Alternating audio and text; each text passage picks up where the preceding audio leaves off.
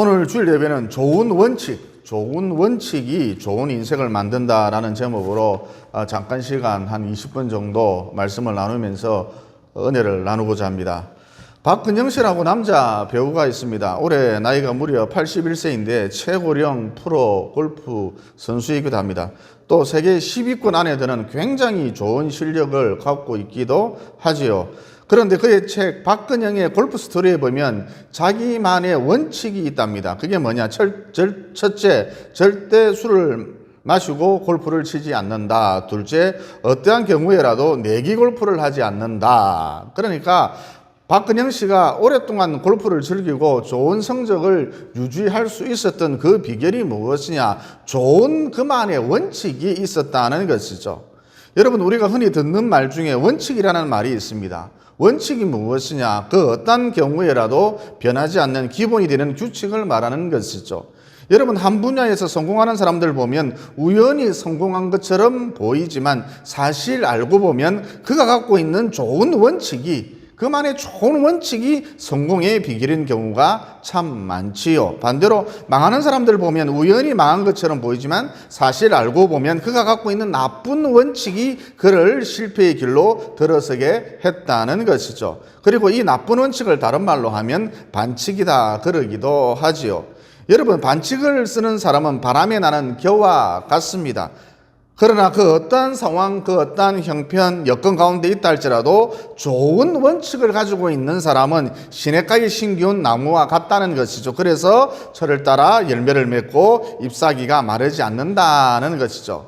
이런 맥락에서 성도란 어떤 사람인가? 한마디로 좋은 원칙을 갖고 있는 사람이라 할 수가 있습니다. 방금 우리가 읽은 본문 말씀을 보면 아브라함에게 어떤 원칙이 있었거든요. 게다가 당시 아브라함에게 늙은 종이 한 사람이 있었는데 이 사람 아브라함이 엄청 아끼는 사람이었답니다. 아브라함에게 늙은 종 한 사람이 있었는데 이 사람에게도 어떤 원칙이 있었다는 것입니다. 그만의 원칙이 있었다는 것이죠. 그리고 그 원칙에 따라서 아브라함의 원칙, 아브라함의 늙은 종의 원칙, 그 원칙에 따라서 아브라함의 아들 곧 이삭의 아내를 선택했다는 것이죠.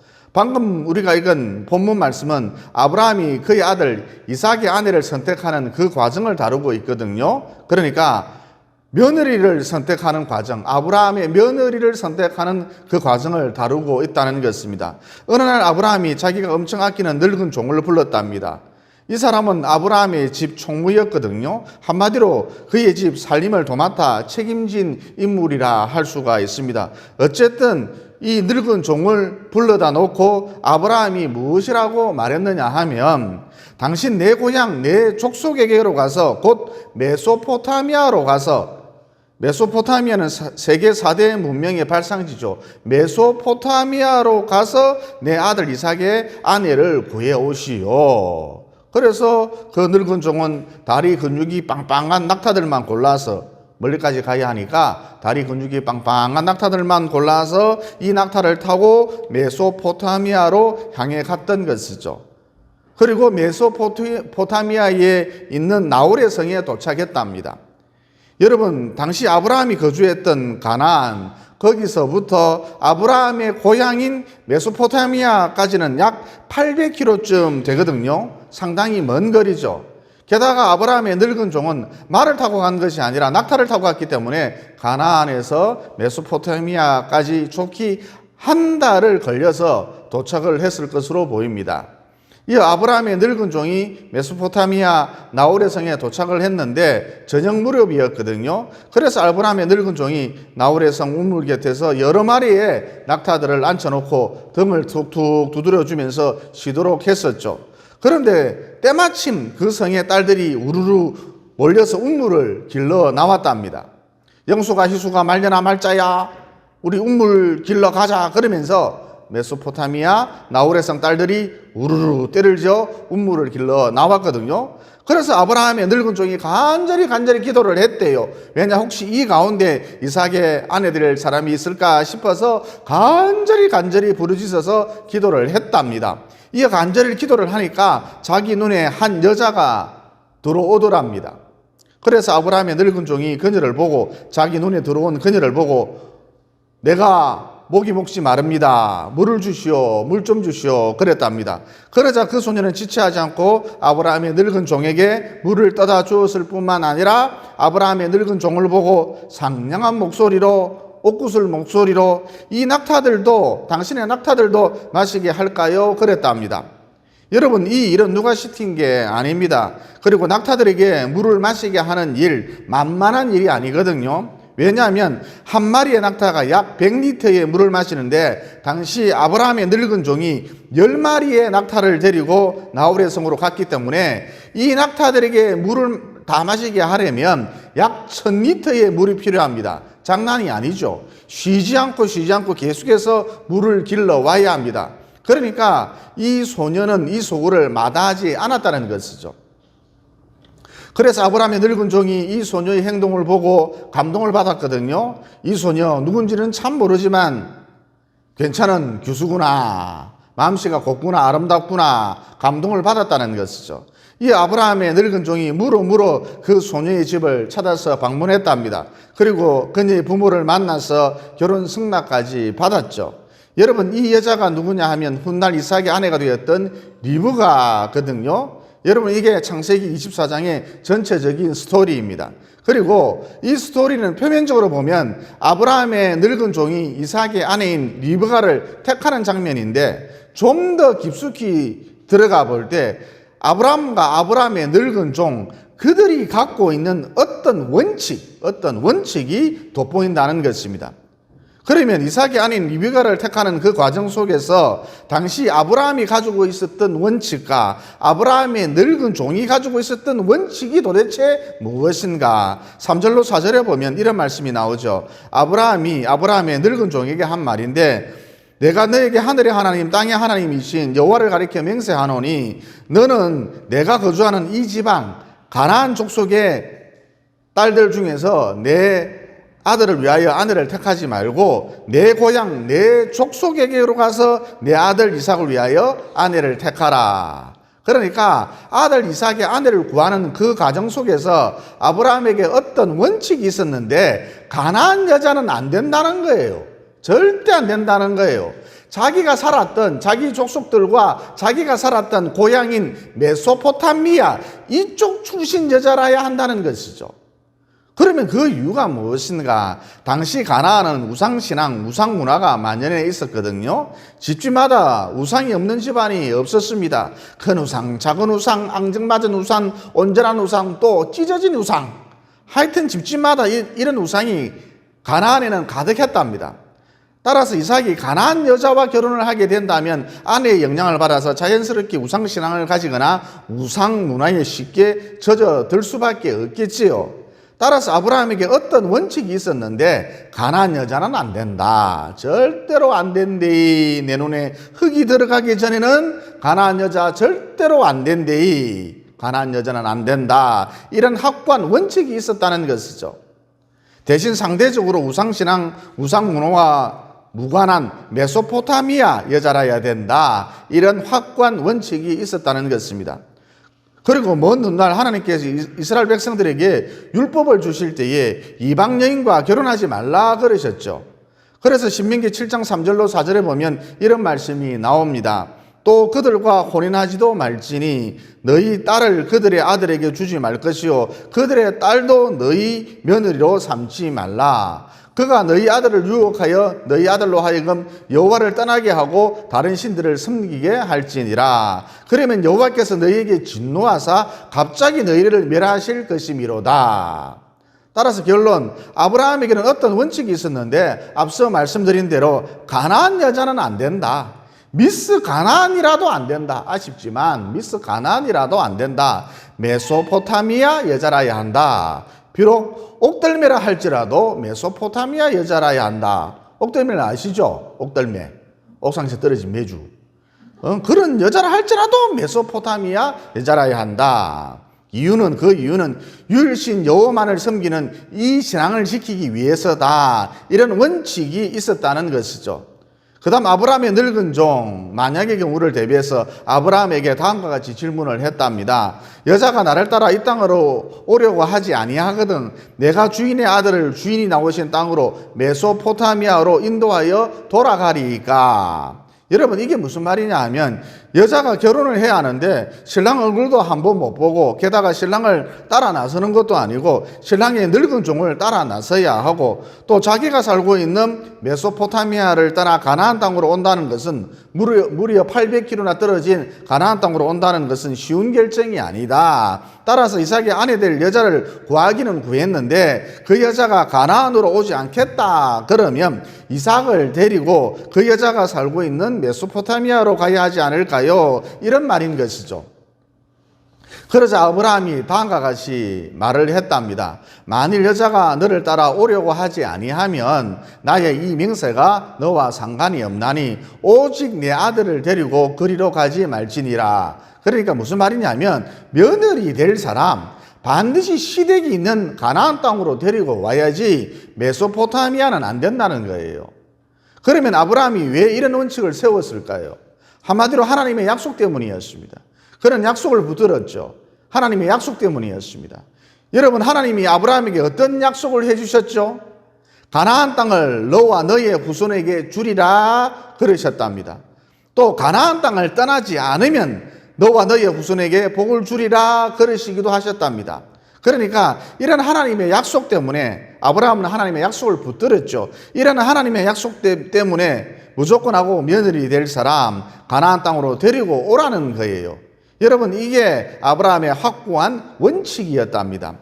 그리고 여러분 이렇게 생각해 볼 수도 있거든요. 당시 가나안은 시골 깡촌이고 메소포타미아는 서울 강남이었는데 아들의 신혼집을 강남에 마련해 줄 수도 있잖아요. 하지만 아브라함은 그렇게 하지 않았다는 것이죠. 왜죠? 방금 말씀드린 대로 가나안 땅을 너와 너의 후손에게 주리라. 또 가나안 땅을 떠나지 않으면 너와 너의 후손에게 복을 주리라.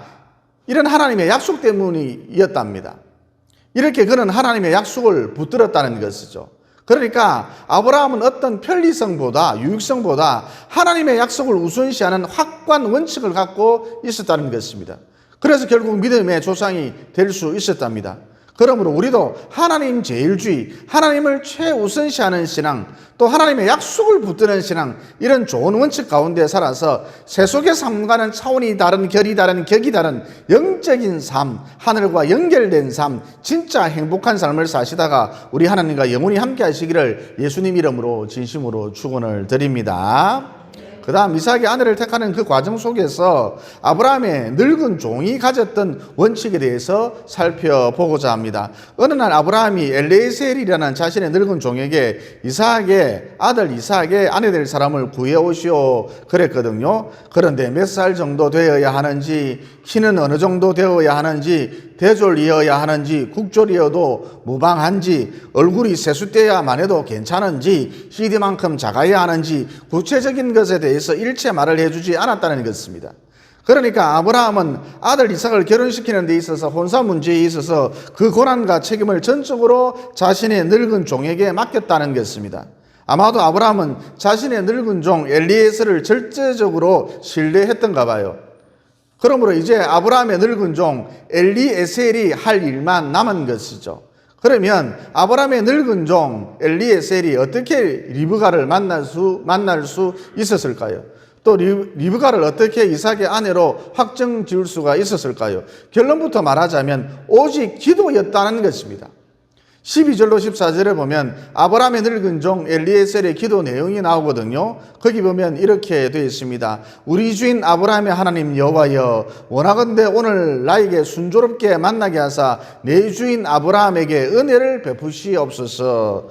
성중 사람의 딸들이 물길로 나오겠사오니 내가 우물 곁에 서 있다가 한 소녀에게 이르기를 청하건대 너는 물동이를 기울여 나로 마시게 하라 하리니 그의 대답이 마시라. 내가 당신의 낙타에게도 마시게 하리라 하면, 그렇게 하면 그는 주께서 주인의 종 이삭을 위하여 정하신 자라 배필이라. 이로 말미암아 주께서 내 주인에게 은혜 베푸심을 내가 알겠나이다. 여러분, 이런 식으로 아브라함의 늙은 종 엘리에셀이 기도할 때에 하나님께서 응답을 해 주셨지요. 즉 아브라함의 늙은 종 엘리에셀이 한 소녀에게, 눈에 띄는 한 소녀에게, 참한 어떤 소녀에게 물을 달라 그랬는데 그 소녀가 기꺼이 물을 떠다 주었답니다. 또 그 소녀가 말하길 당신의 낙타들에게도 물을 마시게 할까요? 그랬답니다. 쉽게 말해 이 소녀가, 이 여자가 이삭의 아내 될 사람이라는 것이죠. 즉 하나님의 정확한 응답이었답니다. 송곳 응답이었던 것이죠. 하지만 아브라함의 늙은 종 엘리에셀은 다시 한번 더 기도를 했답니다. 하나님, 내게 물을 떠준 이 소녀, 또 낙타에게 물을 마시게 한 이 소녀, 이삭이 아내 될 사람 맞죠? 이삭이 아내 될 사람 맞죠? 또 간절히 기도를 했답니다. 그러자 하나님, 이번에도 그 여자가 맞다고 응답을 해 주셨답니다. 이어 재차 이런 응답이 떨어지자 아브라함의 늙은 종 엘리에셀, 그는 이번에는 감사 기도를 드렸답니다. 그 내용이 27절에 나옵니다. 제가 대신 읽어드리겠습니다. 이르되 나의 주인 아브라함의 하나님 여호와를 찬송하나이다. 나의 주인에게 주의 사랑과 성실을 그치지 아니하셨사오며 여호와께서 길에서 나를 인도하사 내 주인의 동생 집에, 즉 리브가의 집에 이르게 하셨나이다. 그러니까 아브라함의 늙은 종 엘리에셀은 자신의 경험, 자신의 경륜, 자신의 안목 이런 것들을 철저하게 뒤로 한 채 언제나 기도를 앞세웠다는 것입니다. 이것이 그의 삶에 있어서 원칙이었죠. 다시 말해 나는 무조건 기도하고 움직이겠다. 선기도 후 행동하겠다. 기도에 목숨을 걸겠다. 이게 그의 삶의 원칙이었다는 것입니다. 그러므로 우리도 언제나 기도를 앞세우셔서, 즉 이런 대원칙을 앞세우셔서 후회가 없는 인생 사시고 하나님의 완벽한 인도 가운데 사시기를 예수님 이름으로 진심으로 축원을 드립니다. 여러분, 이 세상에는 크게 두 종류의 사람이 있거든요. 좋은 원칙을 가지고 있는 사람, 반대로 나쁜 원칙을 가지고 있는 사람, 이 두 종류의 사람이 있거든요. 그리고 나쁜 원칙을 다른 말로 반칙이라 그러기도 하지요. 여러분, 반칙을 쓰면 우선은 잘 되는 것 같아요. 그러나 인생을 롱텀으로 보면, 길게 보면 결국 망한다는 것이죠. 반면 좋은 원칙을 가지고 좋은 원칙 가운데 살면 왠지 모르게 손해보는 것 같고 더디 가는 것 같은데 결국은 그의 삶 가운데 주님 기뻐하시는 열매가 풍성해지고 형통하다는 거예요. 그래서 시편 1편 3절에 보면 이런 말씀이 나오죠. 그는 하나님을 원칙 삼은 그는 시냇가에 심은 나무가 철을 따라 열매를 맺으며 그 잎사귀가 마르지 아니함 같으니 그가 하는 모든 일이 다 형통하리로다. 그러므로 더디 가는 것 같지만, 손해보는 것 같지만 좋은 원칙, 즉 하나님을 원칙 삼으셔서 열매가 풍성한 남은 여생, 잎사귀가 마르지 않는 남은 여생, 곧 생명이 넘실거리는 남은 여생 보내시기를 예수님 이름으로 진심으로 축원을 드립니다. 기도드리겠습니다. 사랑의 하나님, 오늘 말씀을 통해 반칙을 쓰면 우선은 잘 되는 것 같아도 인생을 길게 보면 결국은 망한다. 하지만 더디 가는 것 같고 왠지 손해보는 것 같아도 좋은 원칙을 갖고 있으면, 즉 하나님을 원칙 삼으면, 하나님 제일주의를 살면, 하나님의 약속을 붙드는 삶을 살면, 또 언제나 기도를 앞세우면 결국은 주님 기뻐하시는 열매를 많이 맺고 잎사귀가 마르지 않으며 형통한 삶을 살게 된다는 진리를 깨닫게 되었습니다. 그러므로 남은 여생을 살아갈 때에 언제나 하나님을 원칙 삼아서, 또 나의 판단, 나의 잔머리가 아니라 언제나 기도를 앞세움으로써 형통한 삶, 곧 생명이 넘실거리는 영적인 삶을 살아갈 수 있도록 도와주시옵소서. 좋은 원칙 대신, 곧 길이요 진리요 생명 대신 예수님 이름으로 기도드리옵나이다. 아멘.